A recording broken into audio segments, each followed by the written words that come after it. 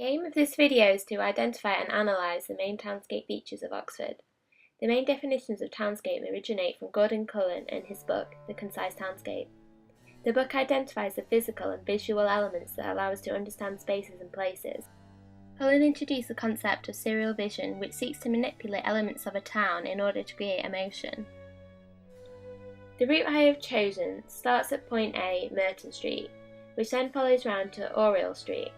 The route then cuts across the High Street through to St Mary's Passage, which then leads on to Radcliffe Square. There is then a left turning down Brasenose Lane, which turns to Turl Street. This then leads on to Broad Street, where a right turn is made towards Magdalen Street East. The route then ends onto St Giles.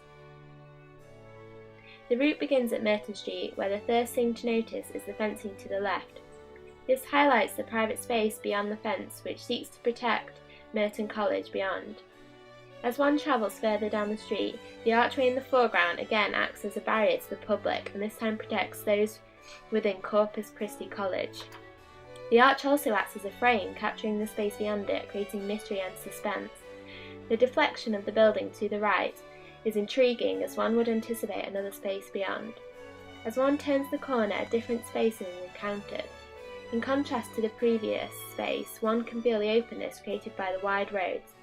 The gaps in the buildings in the background create anticipation that something is beyond both routes, whilst creating the sense of here and there.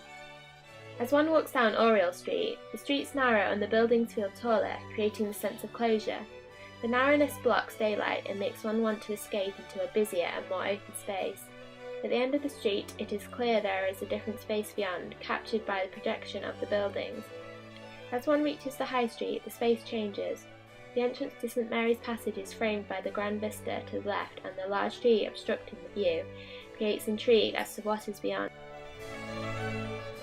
As one enters the passage, the openness turns to closure caused by the projection of the tall buildings. This then leads on to Radcliffe Square, where the recession of the buildings creates openness, and the size of the grand vista Radcliffe camera creates the element of surprise. Turning left on Brasenose Lane, the space changes and yet again the street narrows to create closure. Each narrow space seems to lead to a much wider open space, making these streets seem more like passageways than spaces. The tall buildings to the left and the right and the open space at the end of the street show the public and private spaces and lead one to the opening at the end. Once one reaches the end of Brasenose, a different space is encountered upon. Turl Street is wider and far busier than Brasenose, and therefore does not feel as enclosed. The private buildings of Jesus and Exeter colleges, to the left and right, dominate the street and encourage one to walk further to more public space.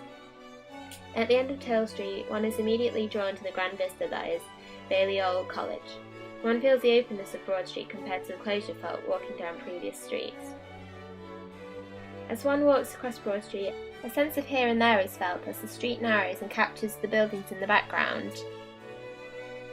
Turning immediately right from Broad Street, one enters Magdalen Street East, which again creates a sense of here and there due to the grand vista St Mary Magdalen Church dominating the scene. Following Magdalen Street East leads one out to St Giles, which is a wide street dominated by the grand vista, the Ashmolean, and the long boulevard of trees that line the street. The trees create closure along the street, obstructing the views of the buildings behind. And this marks the end of the route. Looking back at Cullen's idea of serial vision, the route that I walked through creates a series of emotions and is therefore successful in creating a sense of place.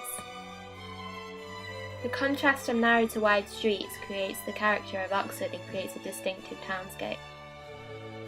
The skills learnt in this exercise will help me to manipulate my own design into a space that benefits from a distinct street pattern and building layout in order to create a desirable living environment.